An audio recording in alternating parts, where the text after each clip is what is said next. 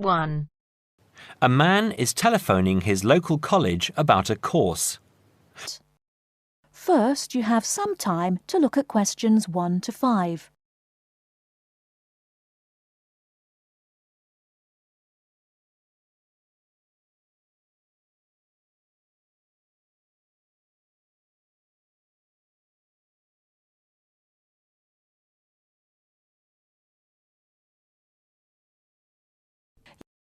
Good morning, City College. Oh, good morning. I'm phoning about the photography course that you run. Well, actually, there are 3 courses. It depends on your level. One course is for beginners. The second is for people with a little experience. We call that the intermediate course. And the third is an advanced course for people who already know quite a lot about the subject. Oh, I see. Well, I'm quite a keen photographer, but at the moment it's just a hobby. I want to learn more so that I might be able to do some work professionally at some time. I think the intermediate course would be a bit easy for me. Perhaps the advanced course would be best. When does it start? The advanced course starts on September the 18th. OK, just let me note that down. The 18th of September. And how long does the course run for? It's a 12-week course, but there's a week off in the middle for half term. So you do 12 lessons over 13 weeks. So, what's the date that the course finishes? It finishes on the 14th of December. The 14th. OK. That's quite near Christmas, isn't it?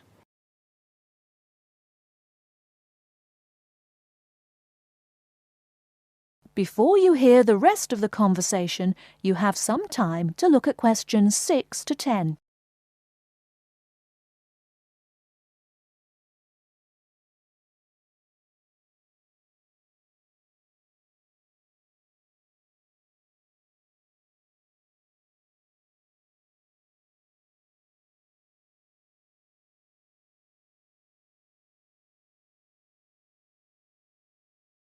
Now listen and answer questions 6 to 10. Can you tell me how much the course costs? Yes, it's £96. 96. That's not too bad. That's paid in advance, and I'm afraid there's no refund if for any reason you can't complete the course. Yes, of course. That's fair. How many people are there usually in the class? I've heard the groups are quite small. Well, we can't say for sure, but there are usually between 6 and 10 people in a group. On the last advanced course, there were 7 participants. Oh, good. That sounds perfect. Can I enrol for the course now, on the phone? Yes, of course. I'll take your details now, and you can pay by card now or send us a cheque if you prefer. So, first of all, what's your name? It's Graham Merton. That's M-E-R-T-O-N. And your address? Flat 3, 109 Chelsea Court. That's in Oxford. OK. And how old are you? We like to know more or less the age of each group. I'm 28. OK, Graham. We'll send confirmation and some course information in the post. Now, how would you like to pay? I'll pay with my card now. OK, if you can...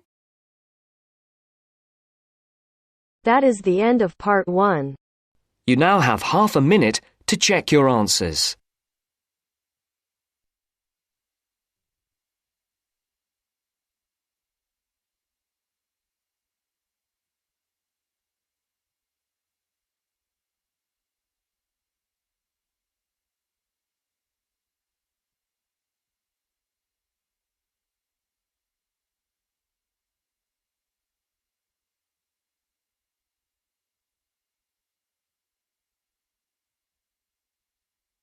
Now turns to part 2. Part 2. First, you have some time to look at questions 11 to 17.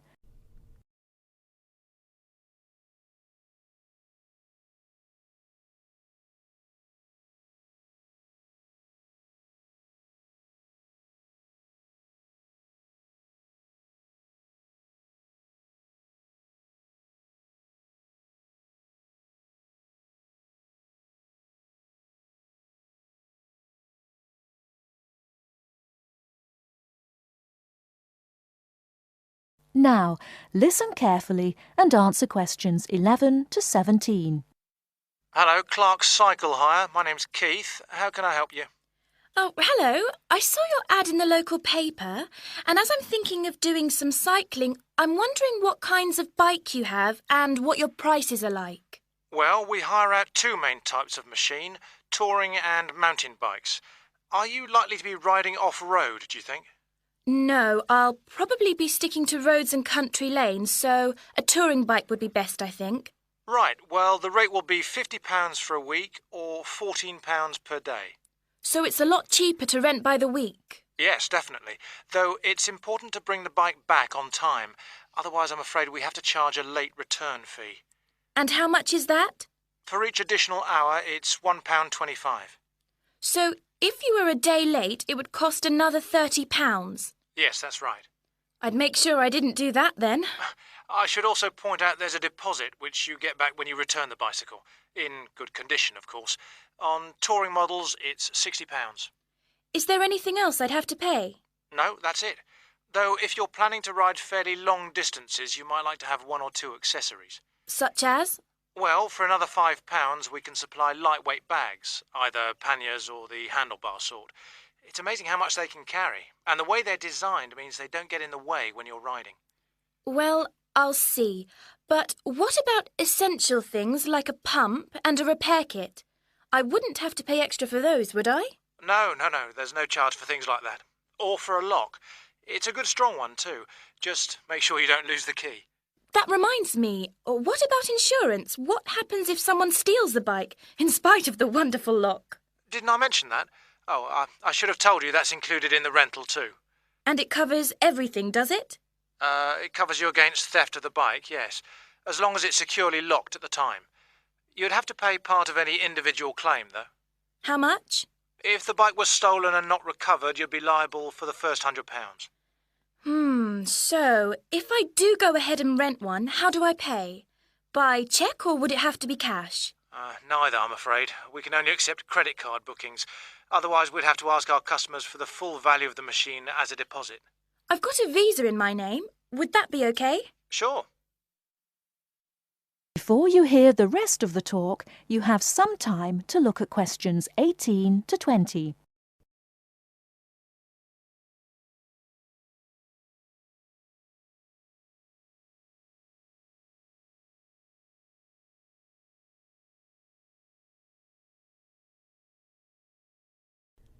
Now listen and answer questions 18 to 20.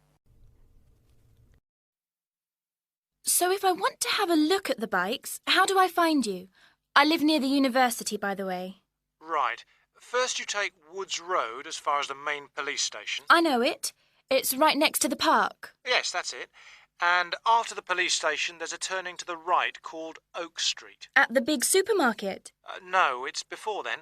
It's actually between the police station and a garage on the other side. OK.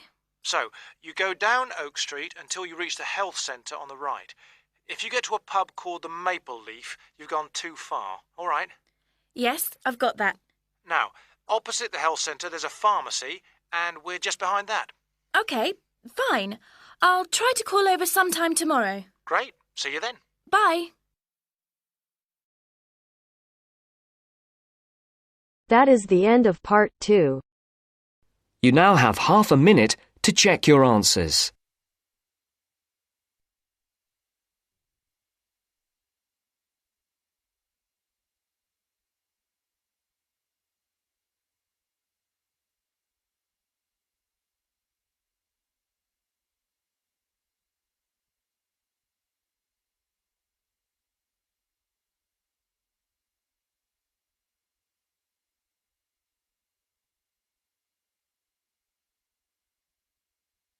Now turns to part 3. Part 3. You will hear two students and their tutor discussing a wildlife presentation. First, you will have some time to look at questions 21 to 26.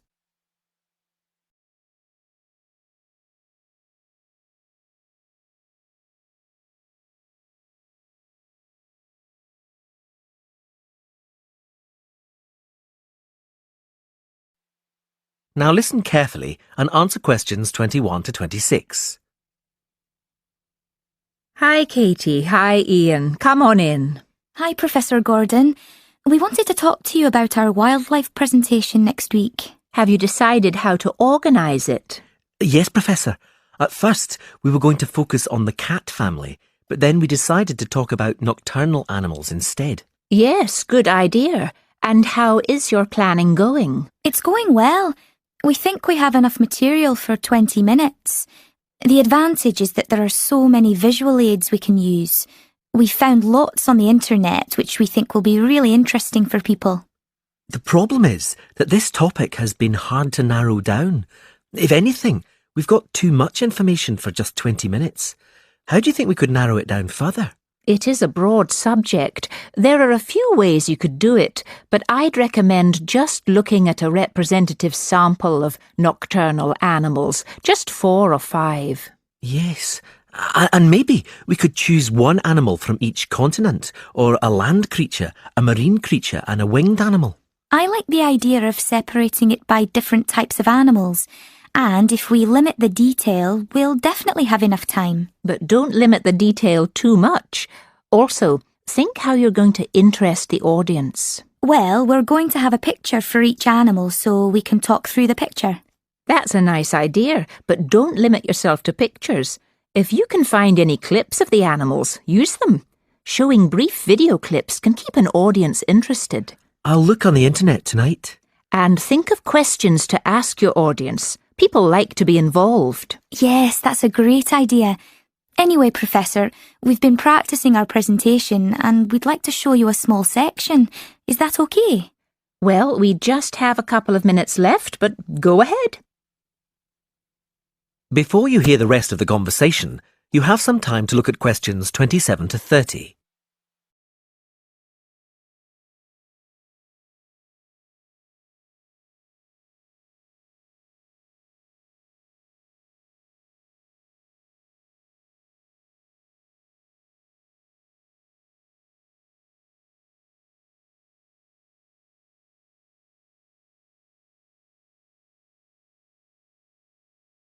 Now listen and answer questions 27 to 30. Well, we were thinking of presenting each animal with a picture and describing their physical characteristics. OK, but not in too much detail. That's just background information. We'll start with the jaguar. I'll introduce it by saying that the jaguar is a nocturnal animal and the only species of the genus Panthera to be found in the Americas. Like any cat, it has whiskers and it can move quickly.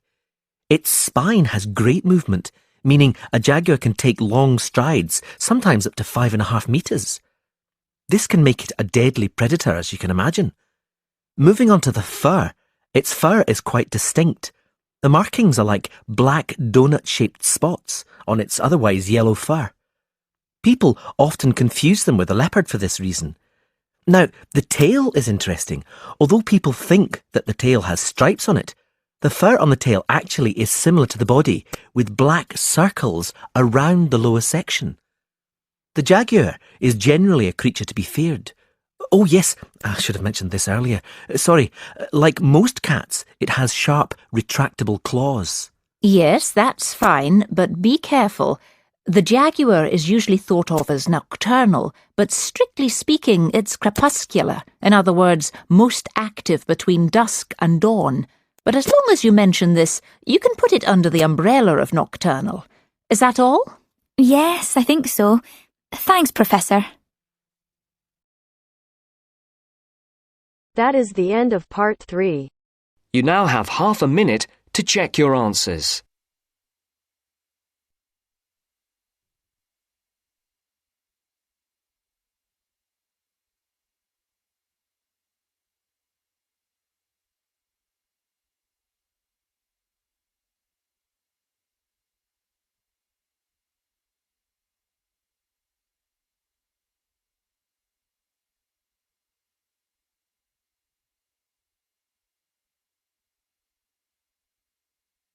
Now turns to part 4. Part 4. You will hear a man talking on the radio about dogs which help people with their work. First, you have some time to look at questions 31 to 40.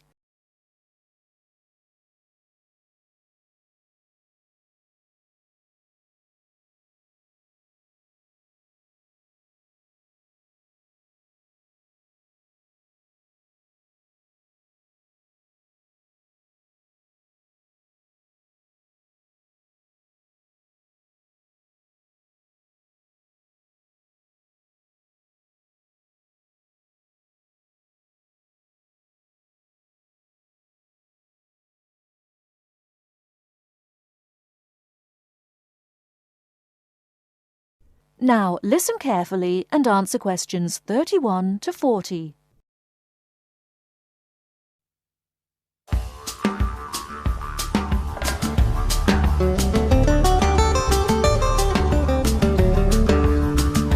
Welcome to this week's edition of Countrywide. And today, we're taking a look at a number of different breeds of working dogs. And here to report on the dogs with jobs is Kevin Thornhill. Thanks, Joanne. Well, yes, dogs with jobs is the subject of today's program. Dogs have earned themselves a reputation over the centuries for being extremely loyal. And here's a little story which illustrates just how loyal they are. Just outside the country town of Gundagai in Australia is a statue built to commemorate a dog. A dog which sat waiting for his owner to return to the spot where he'd left him. Well, the story, which was immortalised in a song, has it that the poor dog died waiting for his master, 5 miles from Gundagai, which is where they built the statue. Now that's what I call loyalty. Well, because of their loyalty and also their ability to learn practical skills, dogs can be trained to do a number of very valuable jobs. Perhaps the most well-known of working dogs is the Border Collie sheepdog. Sheepdogs which work in unison with their masters need to be smart and obedient, with a natural ability to herd sheep. Some farmers say that their dogs are so smart that they not only herd sheep, they can count them too. Another much-loved working dog is the guide dog, trained to work with the blind. Guide dogs, usually Labradors, need to be confident enough to lead their owner through traffic and crowds, but they must also be of a gentle nature. It costs a great deal of money to train a dog for this very valuable work, but the guide dog associations in the UK, America and Australia receive no government assistance, so all the money comes from donations. Another common breed of work dog is the German Shepherd. German Shepherds make excellent guard dogs and are also very appropriate as search and rescue dogs, working in disaster zones after earthquakes and avalanches. These dogs must be tough and courageous to cope with the arduous conditions of their work, and so that they can be sent anywhere in the world to assist in disaster relief operations, effective dogs and their trainers are now listed on an international database. When you arrive at an airport here, you may be greeted in the baggage hall by a detector dog, wearing a little red coat bearing the words "Quarantine." These dogs are trained to sniff out fresh fruit as well as meat, and even live animals hidden in people's bags. In order to be effective, a good detector dog must have an enormous food drive. In other words, they must really love their food. At Sydney Airport, where there are 10 detector dogs working full-time, they stop about 80 people a month trying to bring illegal goods into the country. And according to their trainers, they very rarely get it wrong. Another famous working dog is the husky. Huskies, which originally came from Siberia, have been used for decades as a means of transport on snow, particularly in Antarctica where they have played an important role. Huskies are well adapted to harsh conditions and they enjoy working in a team. But the huskies have all left Antarctica now because the international treaty prohibits their use in the territory as they are not native animals. Many people were sad to see the dogs leave Antarctica, as they had been vital to the early expeditions and earned their place in history along with the explorers. That is the end of part 4. You now have half a minute